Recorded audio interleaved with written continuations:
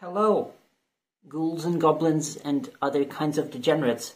I've just returned from a bookstore where I got a couple of books. And it's a really nice bookstore. And I'm really excited about these books. I want to talk about those, but I'll leave it for later because I think it's the more exciting part. And I'm gonna make you wait for it. So before that, I think I can just kind of give a bit of an update on what I've been reading, what I finished recently since the last time I talked about anything book related. So, that was, I guess, already like a few months ago in my general book recommendation video. I've mentioned that I mentioned that at that point in time I was reading a few books, in the number of which were included Psychonauts, Drugs and the Making of the Modern Mind by Mike J. I finished that. And Confessions of an English Opium Eater by De Quincey, also finished that. The other one, what is it? Oh, here I have it. The Varieties of Religious Experience by William James. I'm still on it. Why that is because it is interesting, but the thing is, how should I put it? So, for example, Confessions of an English Opium Eater. It's written in a very similar style to this one, and I managed to finish that one much quicker and easier in a way, because I guess I do like this overwrought 19th century style of writing. When it's concerned something that I'm interested in, kind of, and so the book that is directly kind of related to, the psychoactive stuff and, the psychedelic experience in one way or another. It was very interesting to read, even if it was like difficult at times. It was like very interesting, directly related to my interests, so I finished that pretty quickly. With this one, it's a very similar style of writing, and it's pretty beautiful style of writing. But the thing is, with this one, first of all, the structure of it is a bit different. It's technically a collection of like lectures that James has given at some university. I don't remember, he mentioned it, but like it's a collection of talks, basically. And because of that, it's, there's a little bit less of a narrative cohesion in a way. There is still one, of course, because you need to connect all of your lectures like one to another sequentially. But, it wasn't originally kind of written as a book, so it's what you would expect from reading something that's a collection of lectures at a university. It is interesting, but it's that. And also, it's because while James has a very, I guess, considering he's like a Christian from the 19th century, he has a surprisingly open-minded approach to stuff. But this book is still mostly concerned with Christianity. Even though it's called Varieties of Religious Experience, it's mostly about Christianity, and so the Christian religious experience. It is interesting, but it's not something that's directly it's not directly related to what I experience on a daily basis, I guess. And so at first it's kind of interesting, and it includes a lot of these kind of cases that he collected that describe various people's, mostly Christians, experiences of like revelations and mystical experiences, that kind of stuff, and that's really cool. But they get very samey, very repetitive in a way, very quickly, and there's a lot of these cases, which is cool. I'm glad he did it. It gives the statistical kind of thing, but for me, as someone who's not Christian. I am interested, but I'm not Christian, so it gets really kind of boring at the point, like to the point where I had to skip a couple of sections because it was just more of these cases, and it was more or less the same, and it was just too focused on the sort of Christian ideals, and so it's a bit whatever. But there is a very, very interesting section of it, just called mysticism. And this one is really, really cool because this is the first time when I've seen anyone like define what a mystical experience is. And I don't know how familiar you are, but the modern sense of the word mystical and mysticism is quite a bit different from the original meaning. It's kind of like with the word magic, where now we say, oh, it's magic. It's very nebulous. While originally magic it is a pretty concrete thing, pretty concrete like set of practices, or I guess approaches to spirituality. The same stuff goes for mystical and mysticism. Right now, mystical in the more colloquial sense means something that's just very nebulous and, out there in a way. However, originally, mysticism is a kind of umbrella term for a set of beliefs that include a kind of position that a person living on on the physical plane of existence can have through various ritual and magical practices a temporary direct connection with the with the divine, with the transcendent, with the true nature of the universe, that kind of thing. That's what mysticism is, and that's what a mystical experience is. It's kind of the direct connection to that sort of divinity, or whatever you call it in your particular system of belief. So in this chapter in mysticism, he has like a decent chunk of it just related, related to defining as much as possible what the mystical experience is, or rather, because one of the one of the points that he makes there was that one of the inherent qualities of the mystical experience is that it is ineffable. You cannot describe it, no matter how much you try. So this is not a definition, as there could not be a definition of a mystical experience as such for the stated reason. He just kind of has a list of 4 qualities or characteristics that you will be able to find in any mystical experience, no matter what it is and who had it and what kind of relationship to spirituality they have. And there's like a big, good chunk of explanation for each of those points. So that's probably one of the most important points from this book. Yeah, that's about it.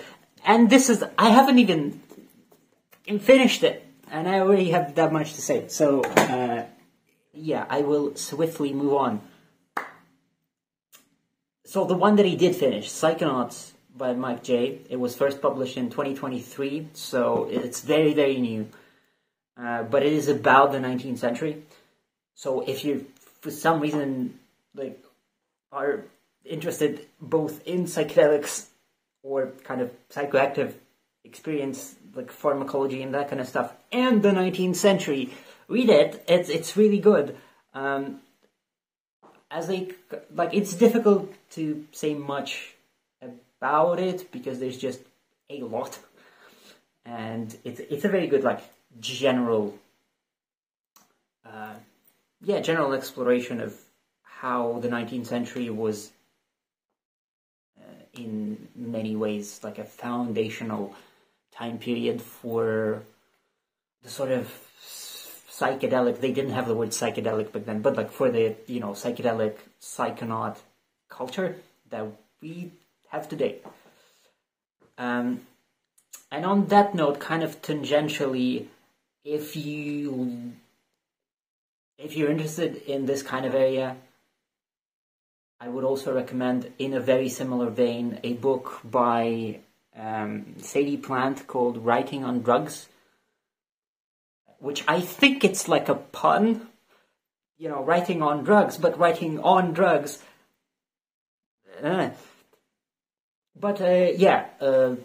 She has, I would say, like a much more general overview, and it's not that much focused on the 19th century. It's focused, you know, it tries to encompass the larger kind of perspective, the larger human history. So maybe I would even recommend you to start with Writing on Drugs by Sadie Plant, and then moving on to Psychonauts. That's about it. Confessions of an English Opium Eater by De Quincey. Also finished it, loved it. Or, no, not loved it, I would say I liked it. It's pretty good. Kind of like I mentioned in one of my previous videos, I like it, but I like it much less than the book that is ostensibly kind of like a copy of it, using the words of the author of that same book.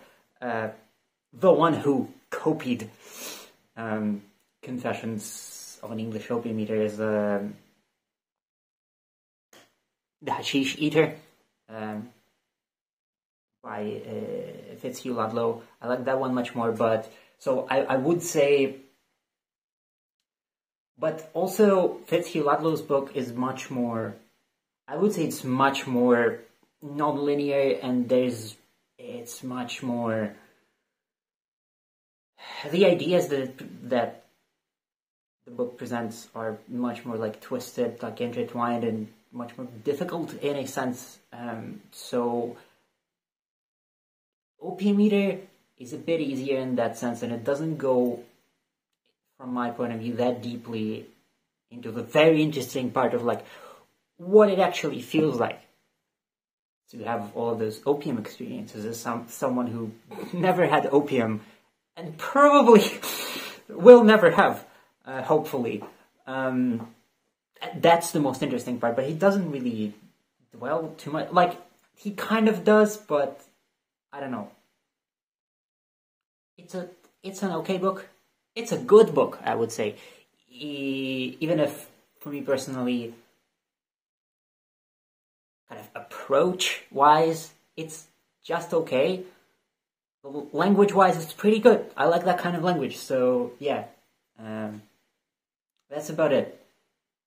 The other one, so other stuff that I finished. I've been going through like my app where I have some of my like digital books to see maybe what I forgot to read that I have on my phone or something like that. And yes, there was, for some reason, I've started reading Regarding the Pain of Others by Susan Sontag, if you will. Yeah, but believe it, I finally know how to pronounce that stuff on account of me living in Germany now. That's besides the point.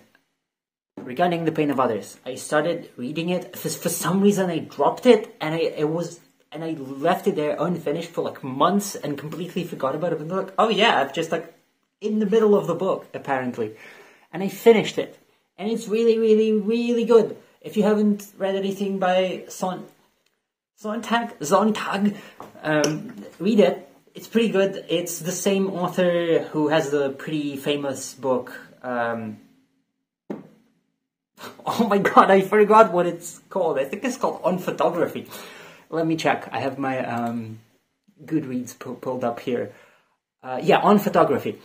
That's probably her most like famous book, and people said that it's really, really good still. But the thing is, and I probably am planning to read it in the future. But what is kind of diverted me from that for some time is that in regarding the pain of others, Susan just says at some points that like, oh yeah, like she basically addressed a lot of stuff that's like she wrote in on photography, but stuff that is already by the point in time when she wrote regarding the pain of others was in her own, even in her own, from her own point of view, was already kind of, you know, not necessarily wrong, but she views the topic differently or something like that. So, I don't know. I will probably read it because it's like a very classic book. Yeah, regarding the pain of others is, yeah, it's pretty good, and it's also not very long. Let me check. I remember it not being very long. I don't remember like how exactly long it is. Let me check here.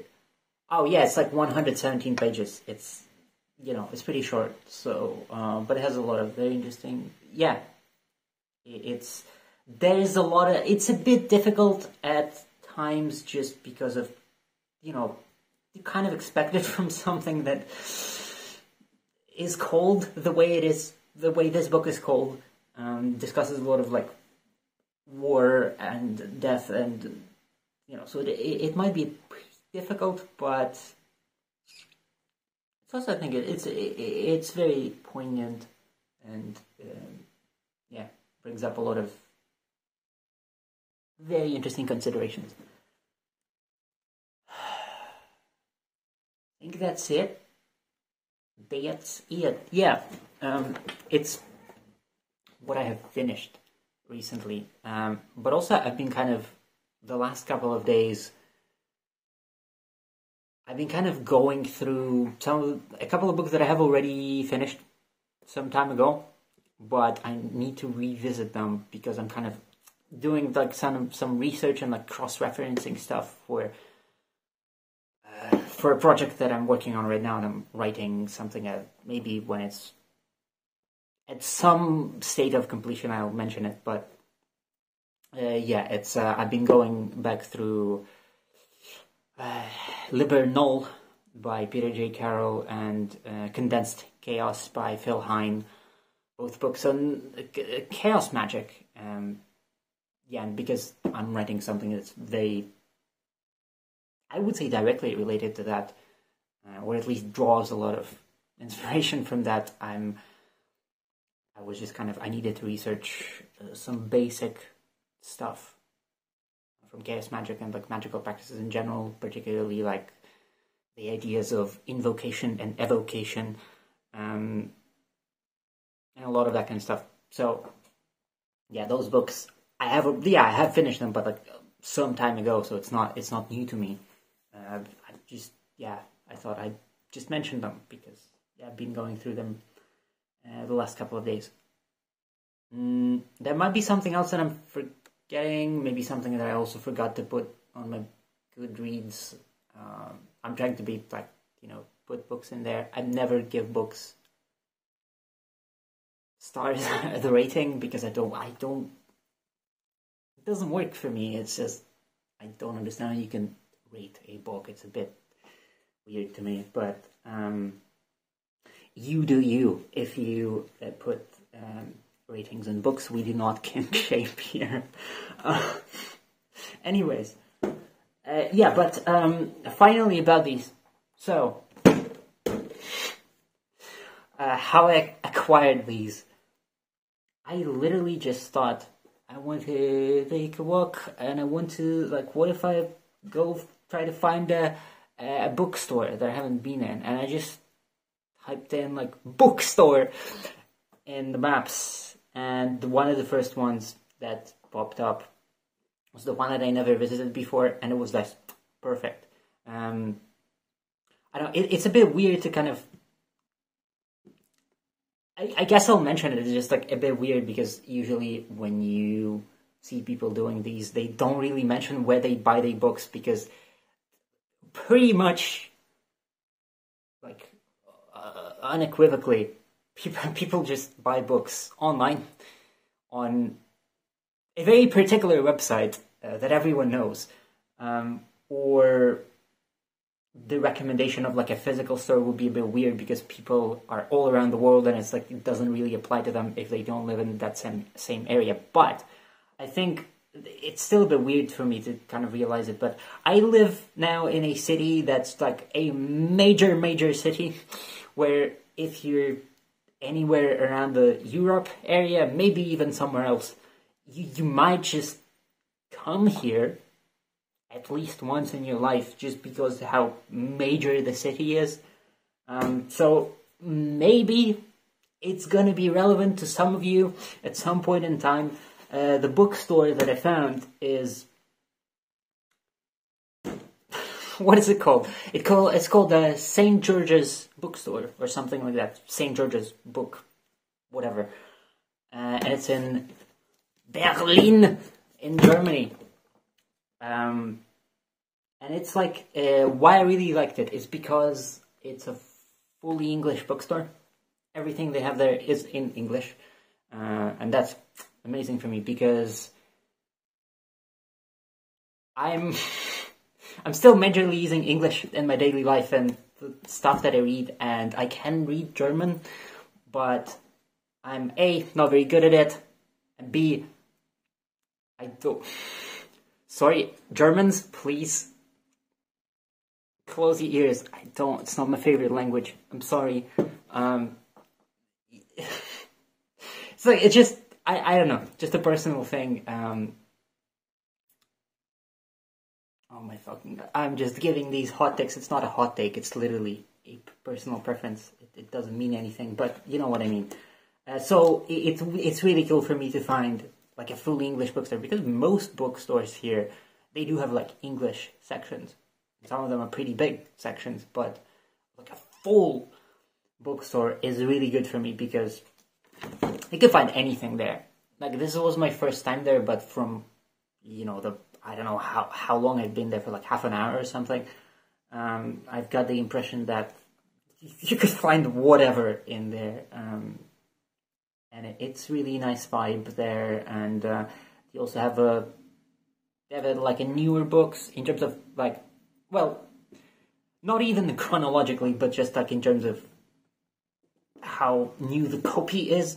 They have newer books. They have what I particularly like. They have a second-hand kind of book section, which all of these are from, and they're like noticeably cheaper. And I just love having second-hand books, because I don't know, they're special to me. There's a vibe to them, you know. There's the energy, TM, the kind of the feeling that someone already had it, and it's like, you know, I don't know. It's fascinating to me, and yeah, they have the sort of like yellowed pages and all that stuff. It's pretty cute. I like it, and because they're secondhand, like used books, which is weird to say, books. How can you use a book? But you know what I mean. They're cheaper, and so I was able to get like a few of them. Anyways, what am I on about? Yeah, so the books.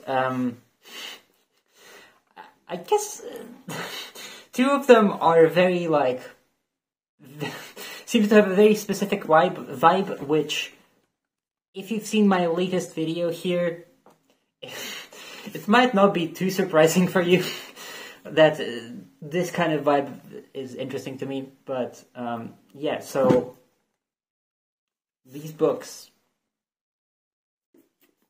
they are both books about death that are written by women, which I don't know why. It seems like a lot of my favorite books are that. Just books about death written by women. I don't know. If I see a book like that, you know, I'm a simple person. I see that, I buy. And if I have the funds available. But yeah, so this one, it's called All That Remains, A Life in Death by Sue Black. Very appropriate name, last name, if you will. It's basically, never heard of it before, but it seems cool because it's basically a book by a professor of anatomy and forensic anthropology. So I'll just read the blurb for you. I don't know. Reading the blurb is so weird to me. I don't know. It feels a bit weird, but yeah, it's she's apparently a professor of anatomy and forensic anthropology, and she deals a lot with like death and remains and all that stuff. And I guess when you do that for most of your life, you have a lot of stuff to say in like how you process all of that, which is very interesting to me. And then the other one was also about, yeah, same kind of area, relatively. It's called Cries Unheard by Gitte Cerny. Haven't heard about this book before in my life, but it seems interesting because it's about the case of someone called Mary Bell, who is basically like a child murderer, but like not like, but like in both ways, as in she killed 2 kids, but she was also a child herself around the same age at that point. So, and apparently it's something that's just like her story, her like kind of exploration of, it's partially exploration of her psychology and story, partially exploration of like the criminal justice system and how it works and how it doesn't work, because clearly being, you know, someone who apparently was aged 11 when she did that and didn't fully understand what she did, and that got her in jail, and that, you know, that ought to change someone being in jail since age 11. It seems like, you know, a bit unfair. Seems very cool. Well, cool, you know, cool as in not good cool, but like a unfortunate, darkly alluring cool. Speaking of darkly alluring, this book, what a segue! I just came up with it on a, yeah. It's called Invisible by Philip Ball, and it's something that's like, apparently it's like a multi-discipline kind of science and science adjacent kind of exploration of the idea of invisibility in like a social and cultural and anthropological context, and the kind of the sort of the dark allure, if you will, of being hidden, unseen, and, you know, all of the stuff that, you know, there's, once again, like with those books, haven't heard before about this in my life, but seems really cool. And there's a lot of, apparently there's like stuff that touches on the occult and the magic, which was one of the points that kind of attracted me to it, because like, oh yeah, that's what I'm into. That's cool. I'm literally doing it, like I'm doing it for real. I'm the cult magician, if you will, for real. So that's kind of directly related to interest. Yeah, and it's like in this paper sleeve, I guess, and I really like the design decision.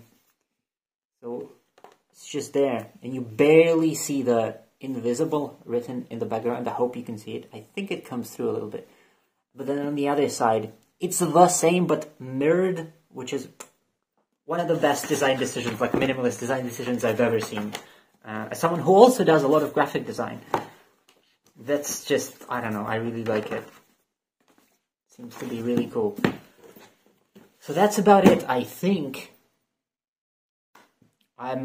Yeah, so I'll just get to reading these. I'll try to do it today, but yeah, tomorrow I'll for sure start one of those. But I think more likely even today I'll say, I don't know which one to choose, but we'll see how it goes. Yeah. So I guess that's about it. hope I'll be able to get through these. I want to say relatively quickly, but no, I hope I'll be able to get through these in just the amount of time that I need, because that's ultimately what matters. Yeah, hope these are... I feel like these will be important no matter what. That's one of the reasons I don't rate books ever. It's because, to me, every single book is important. Some of them just resonate with me more, but even books that I don't like, especially books that I really don't like, that I really kind of hate, which is a very rare occasion. But even with those books, it teaches me something. It gives me like a think moment, like a think opportunity. Why didn't I not like it? You know? So, yeah, but with these, it seems like, of course I don't know, but it feels like if they're written even somewhat decently, which I think they are, it feels like they are, it feels like I'll get a lot out of them. They're gonna end up being very important. Maybe. I don't know. But anyways, I will try to update you on these when I finish these, whenever. So yeah, thank you for watching a lot, and I will see you whenever. I don't know when again the road of adventures is going to lead me back here to this channel. So I have a lot of stuff going on in the background with all of my like writing projects and some other projects. Don't forget to brush your teeth.